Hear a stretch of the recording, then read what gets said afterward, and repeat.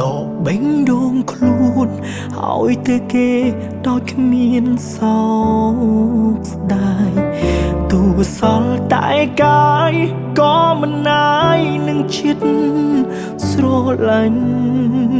បដិញ្ញាចិត្តថានឹងឈាមទូគ្មានបាននួយមកវិញផលចំណេញខ្ញុំគឺស្នាមញញឹមគេមានសិទ្ធស្រឡាញ់តែគ្មានសិទ្ធបានធ្វើជាម្ចាស់ព្រោះដឹងខ្លួនច្បាស់ថាគេមិនស្រឡាញ់យើងទេយើងគ្រាន់តែជាអ្នកកំដរពេលគេឯកាមួយពេលគ្មានបញ្ហាទេឲ្យតែគេមានក្តីសុខស្រឡាញ់មនុស្សម្នាក់មិនប្រកាសថាយកគេឲ្យបាន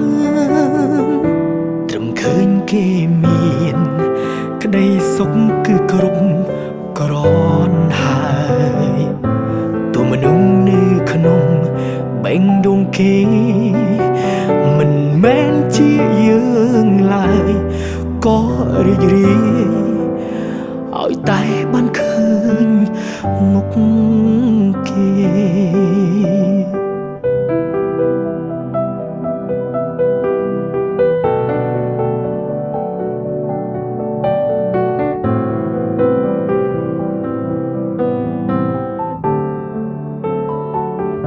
ដកបេងដូងខ្លួនឲ្យទៅគេដោយគ្មានសោកស្ដាយទូសល់តែកាយក៏មិនណាយនឹងចិត្តស្រឡាញ់បដិញ្ញាចិត្តថានឹងឈាមទូគ្មានបាននួយមកវិញផលចំណេញខ្ញុំគឺស្នាមញញឹមគេ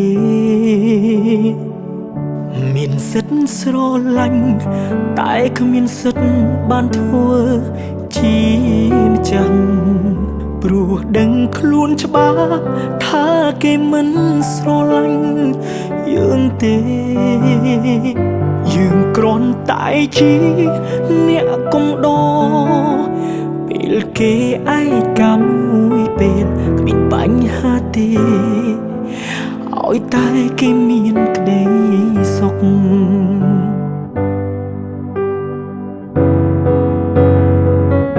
មានសិទ្ធស្រឡាញ់តែគ្មានសិទ្ធបានធ្វើជាម្ចាស់ព្រោះដឹងខ្លួនច្បាស់ថាគេមិនស្រឡាញ់យើងទេយើងគ្រាន់តែជាអ្នកកំដរពេលគេឯកាមួយពេលគ្មានបញ្ហាទេឲ្យតែគេមានក្តីសុខ